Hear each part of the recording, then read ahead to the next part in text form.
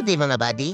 Ngayong araw, sama-sama tayong maglakwatsa dito sa Albay at ma-experience ang majestic beauty ng Mayon Volcano ng malapitan. Ang sarap gumising sa umaga kapag ganito kaganda ang iyong makikita. Habang humihigop ng mainit na kape, sa buhay ng iba ay wala kang pake. Maging kalmado palagi, yan ang tunay na importante. Oh, spoken poet's twist!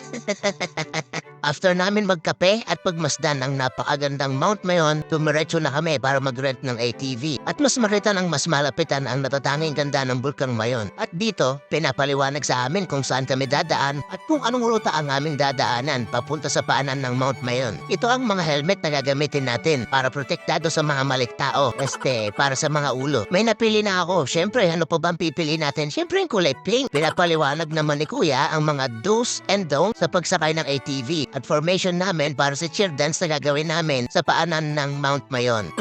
Charot lang. Yung mga signs ito na dapat alam namin para alam natin kung kailan tayo susuko sa mga maling tao.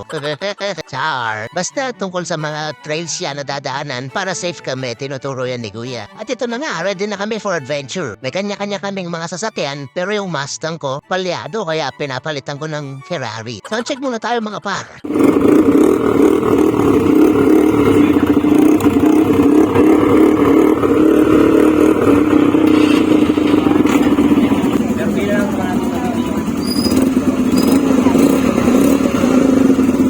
At eto na nga, umpisa na ng adventure namin. Alam nyo ba, ang Bulkang Mayon ay isang kilalang bulkan na matatagpuan sa lalawigan ng Albay sa rehiyon ng Bicol dito sa Luzon. Kilala ito sa kanyang perfectong cone at angkin nitong kagandahan. Sa kabila nito, ang Bulkang Mayon ay tinuturing na isa sa mga pinakaaktibong bulkan sa bansa. Ang kasaysayan ng Bulkang Mayon ay puno ng mga kwento ng mga pag-aalboruto at pag-aalab na nagdaan sa mga dekada. Isa sa mga malupit na pagputok nito ay noong 1814 kung saan libu-libong tao ang namatay at ang bayan ng Kagsawa ay napuno ng abo. Mula noon, nagkaroon pa ito ng iba't ibang pagputok at pag-aalab. Bagamat maraming pinsalang naidulot, patuloy na nakakamangha ang kanyang ganda at nagiging bahagi ito ng kultura at kasaysayan ng mga taga-Bicol. Nandito na nga kami sa Black Lava Zipline Adventure. Sa pangalan pa lang, alam nyo na nang pupuntahan natin ay ang mismong lava na lumabas sa bunganga ng bulkan. Hindi yung laway na tumatalsik sa bunganga ng tropa mo habang nagsasalita siya. May konting lalakarin papunta sa taas para mas makita mo ng salapitan ng Mount Mayon. Ano ba naman ang konting hirap kung sa bandang ulay may sarap kang matatamasan? Medyo hihingalin kang ala ng very slight dahil medyo matarik ang trail. Nakakatin kaya sa mga wala exercise yan, hingal asong abutin mo dito. Dito sa part na ito, nag-start ang zipline. Kapag pagod ka na sa kanya, gamitin mo lang ito.